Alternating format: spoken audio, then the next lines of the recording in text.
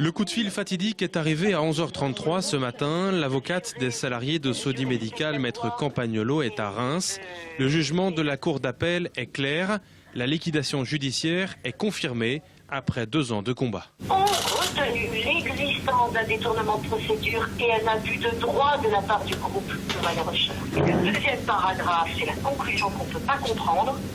Cette analyse aboutit au fait que l'entreprise Sodi Médical et les salariés se trouvent actuellement dans une impasse. À l'usine de Plancy, les membres du comité d'entreprise écoutent sans surprise les explications juridiques. Plus dégoûtés qu'étonnés, mais ce qui provoque chez eux la colère, c'est d'avoir perdu le bras de fer avec le groupe Loman & Rocher, qui était pourtant en leur faveur, audience après audience. Aujourd'hui, la nouvelle, on s'y attendait tout un peu après avoir entendu les propos de l'avocate générale.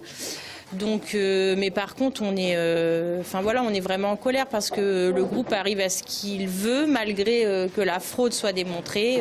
Ça va rien leur coûter. Et nous, on part avec un plan social où dedans, il n'y a rien du tout. Gorge serrée, les membres du comité d'entreprise tentent de faire bonne figure devant la presse. Le temps des explications n'est pas encore venu, mais la lassitude se fait sentir. Je suis écœurée déjà d'entendre tout un tas de choses dans le sens où c'est qu'il y a fraude, qu'il y a... Et puis finalement, on ne peut rien faire. Ouais, c'est un choc parce qu'on s'attendait quand même à arriver jusqu'au bout et qu'on ait une réponse positive pour nous, mais bon. Lundi, les premières lettres de licenciement seront envoyées aux salariés de Sodi Médical. L'aventure se termine avec une grosse amertume. La pilule a du mal à passer. Une fois de plus, les patrons pourront faire ce qu'ils veulent en France, surtout les patrons étrangers.